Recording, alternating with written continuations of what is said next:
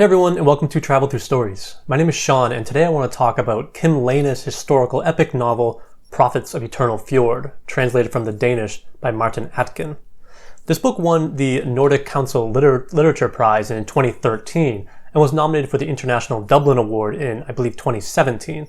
Leine is Norwegian by birth, but spent most of his youth and early adulthood in Copenhagen in Denmark, but he spent and still spends most of his adult life in Greenland, where he's worked as a nurse for 15 years, and he speaks fluent Greenlandic. As someone who loves northern climates and has always studied Icelandic history, literature, and language, Greenland has always fascinated me. But I came to this novel without much knowledge on the specific subject matter, which is Denmark's colonization of Greenland in the 18th century.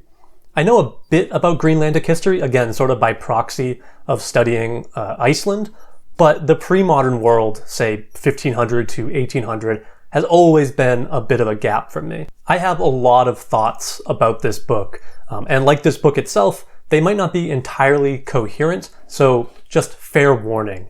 I'm not really going to talk about the plot of this book that much, as it's a, massive 550-page historical epic with tons of characters and politics and all that stuff. So summarizing the plot would, one, take too long, and two, I hate reviews where they just kind of summarize the plot. So I'm going to avoid that a bit. But I will say a few things to kind of set up the plot so you know what this book is about. This book is historical fiction. It touches on broad historical ideas and includes some very famous historical events. But it is, for the most part, a fictional recreation of this story. I'm usually pretty wary of historical fiction, even though I am, in some ways, a historian, as I find that a lot of authors are actually more constrained by the history than anything else. Here, Leine clearly has done a ton of historical research, but he's created a world unto itself, and effectively uses this blend of history and literature to explore the Danish colonization of Greenland throughout the 18th century. That is, this is one of the few historical fiction books that I've actually really enjoyed reading. From the very start, this book is set up as anti-colonial, as the dedication reads, dedicated to the government of Greenland, 1979 to 2009, and its pioneers. The years noted are referring to the years that Greenland was granted home rule by the Danish government. Greenlanders actually voted fairly recently in 2009 to essentially have more autonomy, though they're still considered a territory of the Kingdom of Denmark. This book is in some ways, I think, a response to that 2009 vote. This book was initially published in Denmark in 2012. And I think it's a response for two main reasons. One, as far as I understand it, the Danish government hasn't fully acknowledged the ramifications of Danish colonization on Greenland. And two, this vote really came at a time where climate change was really entering the mainstream, which led to an international awareness, or an increased international awareness anyways, of climate change's effect on Greenland, as well as how northern indigenous peoples need to be a fundamental and critical part of this conversation about climate change. To get to the book, though, this book is about a Norwegian guy named Morten Folk, who emigrates from Norway to Copenhagen when he's young to study theology. Morten is an interesting but incredibly frustrating character, as he is really naive and finds it difficult to act as an individual. Throughout this novel, Morten kind of keeps getting swept up into all these events that are primarily constructed by other people, and he just kind of goes along with it. For instance, he doesn't actually want to study theology at all. He wants to study medicine and biology, but his father insists that he has to study theology, so he does. He does study medicine and biology. There are all these really interesting scenes early on when he's in Copenhagen of Morten having to go out in the dead of night to find corpses to bring back to his doctor so he can watch him do an autopsy. But Morten never fully rejects studying theology, and he manages to graduate with a theology degree. Morten is also incredibly frustrating as he does some just heinous things. He essentially, in the first part of this novel, grooms a young girl and then abandons her without a second thought. This act haunts Morten throughout the rest of the book, but it doesn't really affect any of his behaviors. And I think that this contradictory morality is really used to explore the hypocrisies of Christianity and of humanism, really, in both the 18th century and in our modern age. And this dualism between theology and the burgeoning hard sciences of biology and in medicine are really effectively explored in this book. Further, as alluded to, there is this interesting duality and conflict between theology and humanism.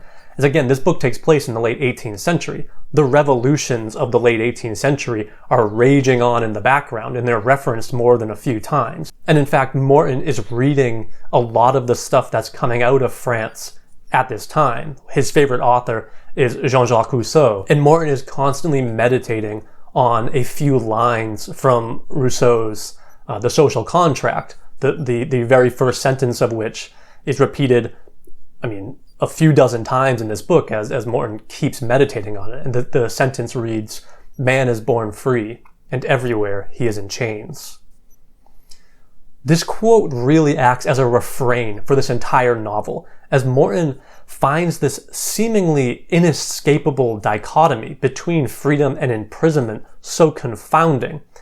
And of course, this quote is especially important when it comes to thinking about the colonized Greenlanders. After obtaining his theology degree, Morton is offered a position in faraway Greenland as, serendipitously, I guess, the missionary who was there just committed suicide. Morton, unperturbed, accepts this position and makes way to Greenland. After a really interesting sea voyage, Morton arrives in a small village on the west coast of Greenland.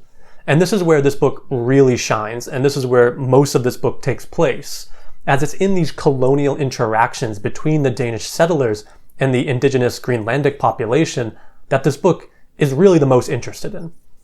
Morton is pretty sympathetic to the indigenous population, but he maintains a clear goal of converting them to Christianity. The native Inuits are called savages throughout this book, and the Danish settlers are clearly there to civilize them. This language is fundamental to this relationship. Of course, this is a post-colonial book, so it clearly depicts the hypocrisy of this project, especially as we see time and time again the Danish people acting as the true savages as they do all sorts of heinous and immoral things. And in fact, we see throughout this entire very long Greenland episode, we see this happen through Morton's own body, as his physical body and his mental capacities slowly deteriorate throughout the course of this novel, as his teeth rot out of his head due to malnutrition and sickness, and he begins to kind of lose his mind.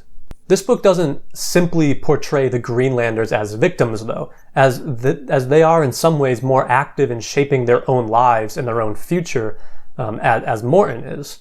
However, they, like Morton, are fully susceptible to outside powers, and because this is a post-colonial book, they don't fully understand the powers that are acting upon them. That is, the indigenous Greenlanders are free to make their own choices and do so actively, but there are these, invisible colonial hands behind the scenes which kind of guide them into certain directions. One thing that this book does that makes it so interesting is that the story isn't linear, and we actually see the end of events occur before we see what leads up to them quite a bit. He uses this trope, or not trope, I guess. He uses this writing style, this narrative style quite a few times in this novel. For example, the prologue of this book, the first scene we see, occurs in 1793, which is at the very end of Morton's stay in Greenland. And we don't actually see what leads up to this event, or even who these characters really are, until the end of the second part of the book. It creates a rather deterministic feel to the narrative, which I think actually helps Leine explore these issues of free will and colonialism. That is to say that in some ways our characters obviously do have free will, but the narrative puts them in chains, or at least on a certain track that leads to an inevitable ending that they might not be able to escape. I want to talk a little bit about the Greenlanders, though, as again, this is probably the most interesting section, and it's actually based on a true story about this indigenous couple who converts to Christianity. They create a commune outside of the Danish settlement in Greenland and rename themselves after biblical names, Habakkuk and Mary Magdalene. These two characters are the prophets of Eternal Fjord that the title refers to. Habakkuk and Mary Magdalene are sort of revolutionaries going against colonial power, and they were a real thorn in Denmark's side historically. Habakkuk gives all these great political speeches decrying the Danish crown. "But we will not bow down to the king," says Habakkuk. Again, a shout. "Down with the king. He is not our king," says Habakkuk, and now he must raise his voice in order to be heard. "He is their king." He points at Folk and Björg. The angry murmur increases. "They come here with their guns and their warrants and their chains and their stories of children drowning. But we are not children. We are grown men and women, and this is our country. We shall do as we please in our own country." And Mary Magdalene, on the other hand, is this really well-rounded character, perhaps the most interesting in the whole book. And she has all these dream visions that are sort of both apocalyptic and prophetic at the same time.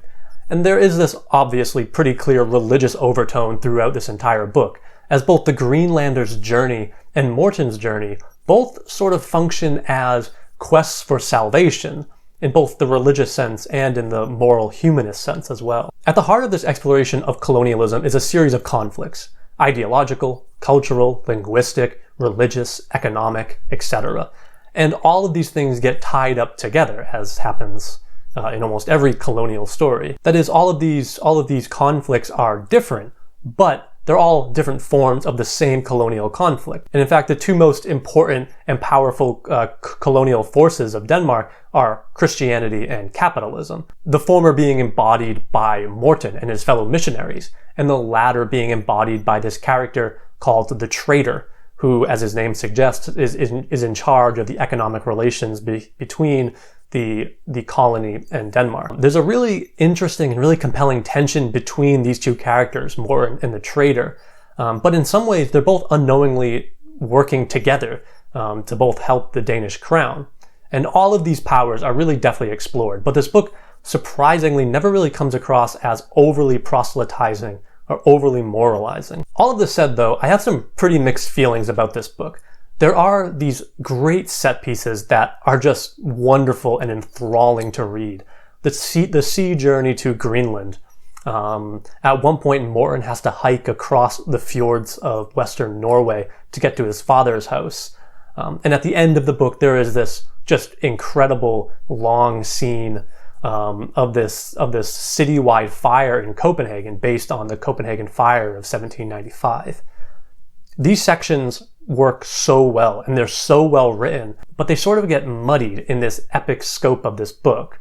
That isn't to say that the epic scope is necessarily bad. I mean, I like epic novels as much as the next person, but there are too many long sequences and long periods that, in my opinion, don't positively affect the narrative. You know, we get these very long passages about, local politics and local relationships, and some of these are really interesting, but looking back on the book, I forget a lot of them, and I'm not really sure what they did to really help the book. And if I were very generous, and I do want to be generous with Kim Leine, as I think he is a really talented writer, I could make the argument that Leine is, sort of commenting on the banal, mundane, boring life of Greenlanders in the late 18th century in these long, drawn-out sections. Sort of like how Moby Dick does that with the long sections on, how to properly flense a whale and all this different stuff. But I don't know. It's no Moby Dick, and there are way too many of these very long scenes that just pale in comparison to the wonderful parts of this book that, they just end up being too forgettable. That being said, though, there are so many scenes in here that are entirely unforgettable, some for good reasons. Again, the Copenhagen fire scene at the end of this book might be the best section of the book, even though it has nothing to do with the colonization of Greenland, which is a bit odd, and some others for very disturbing reasons. There's an abortion scene in this book that has burned itself into my memory, and I would pay a very hefty sum to get it out. So I can see why this book won the Nordic Council's Literature Prize, and it's wonderfully translated by Martin Aitken, who is one of my favorite translators of Danish and Norwegian, and one of the main reasons actually why I picked up this book. Does anyone else pick up books based on the translator rather than the author? It explores so many issues and topics too, probably too many, honestly. As it even touches on things like gender and sexuality. There's a hermaphrodite character who is actually really quite compelling on their own. These sections are interesting, but again, like I said, it's a bit too much. This book could have really used another hefty edit, I think. Overall, though, this is a remarkable book, all things considered, about a time period and a people that I really didn't know that much about going into it, and I'm really happy that I read it looking back. Kim Leine's writing style is actually really quite good, and I'm looking forward to reading more of his stuff. I just hope that they are a bit shorter than this book. But for now, let me know if you read any of Kim Leine's stuff and what you think of it. And for now, thanks for watching.